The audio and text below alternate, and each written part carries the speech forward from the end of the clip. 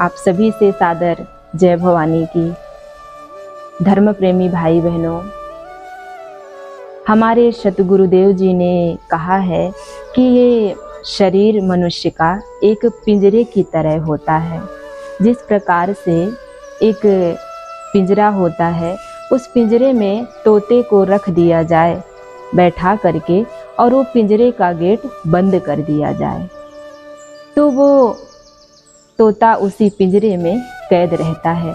वो बाहर तभी जाएगा जब वो पिंजरा कहीं से खराब होगा या फिर कहीं से टूटेगा, तभी तो वो तोता उस पिंजरे से बाहर जाएगा। तो उसी प्रकार से ये मनुष्य का शरीर भी पिंजरे की तरह ही होता है और आत्मा रूपी तोता इस शरीर रूपी पिंजरे के अंदर कैद रहती है।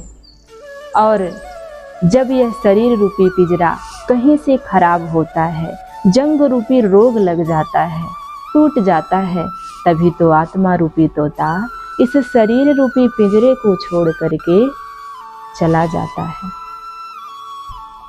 लेकिन माँ के भक्तों, दुर्भाग्य की बात तो ये है कि जो पिंजरा हम बाजार से खरीद करके लाते हैं, उसे सुरक्षित रखते हैं, व्यवस्थित रखते हैं कि कहीं इस पिंजरे में जंग ना लग जाए, ये खराब ना हो जाए, जल्दी टूट ना जाए। उसे जंग ना लगे तो नाना प्रकार से उसे बचाते हैं, उसका उपाय करते हैं।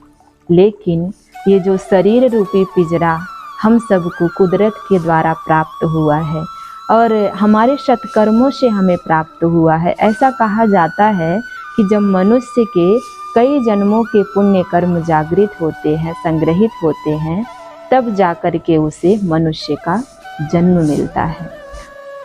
ऐसे दुर्लभ शरीर को पा करके उस शरीर के अंदर नाना प्रकार की नशीली वस्तुएं डालते हैं, जिससे यह शरीर रूपी पिंजरा खराब हो जाता है और अनेकों रोगों से ग्रसित हो जाता है और अति शीघ्र नष्ट हो जाता है।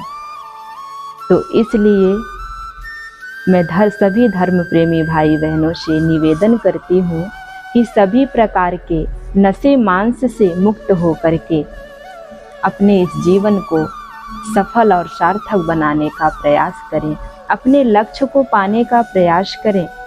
क्योंकि यह जीवन, यह समय एक निश्चित समय के लिए है, निश्चित अवधि के लिए है।